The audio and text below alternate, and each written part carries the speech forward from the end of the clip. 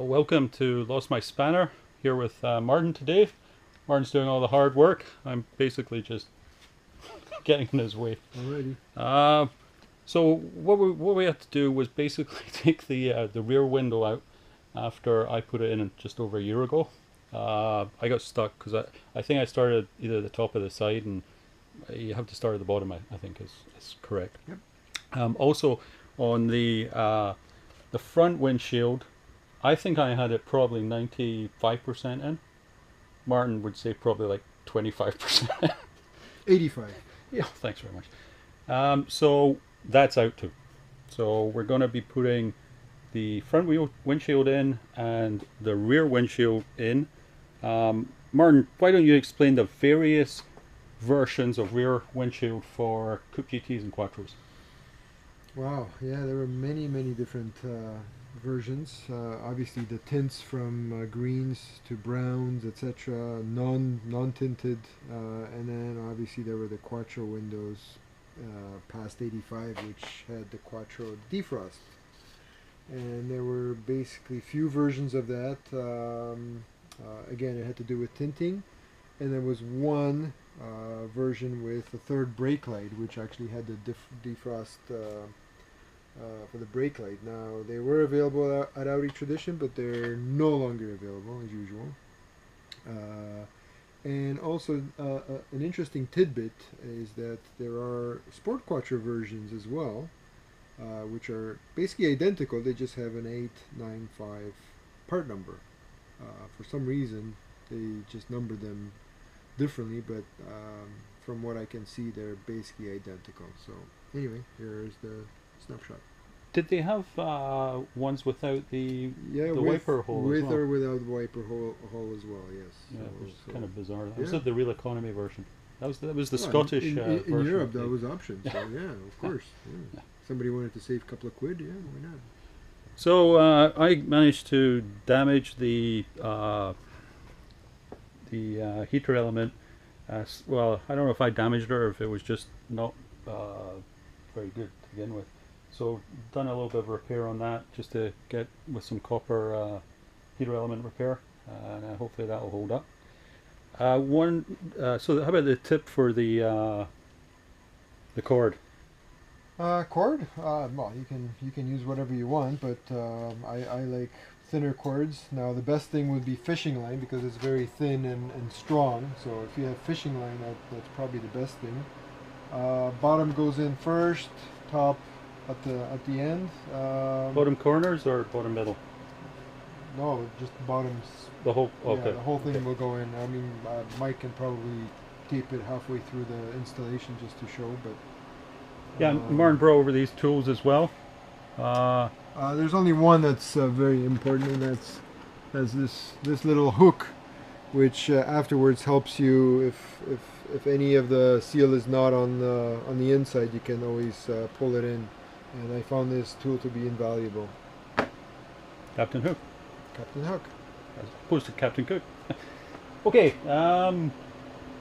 we're going to try and do this without me breaking it.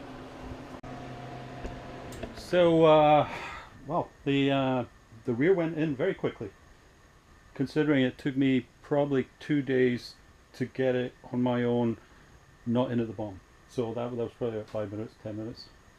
Something like that. From 10 minutes. Just going to do the front. Already got the cord in there. Was that 2 or 3 times round with the I just the do cord? two. And going to use our assembly loop there. Yeah, lots of lube. Lots of lube. You heard it here first. So that's the rear end, and I'm very happy with that. That was started by me over a year ago, and it's now finally in. The huge step forward for me is I can start to work on some of the interior trim, and that window has to go in first, and the front has to go in before we can do the dash and the rest of the wiring and all that fun stuff. So that's fantastic. Thanks, Martin. Excellent. So just well, Martin put in the front No, I didn't. front glass. No, I didn't. He did. Mr. Hopton helped. Not really. Martin tackled the whole thing pretty much from the inside, and I just applied my my best asset, my Tourist. weight to the outside. But this is good.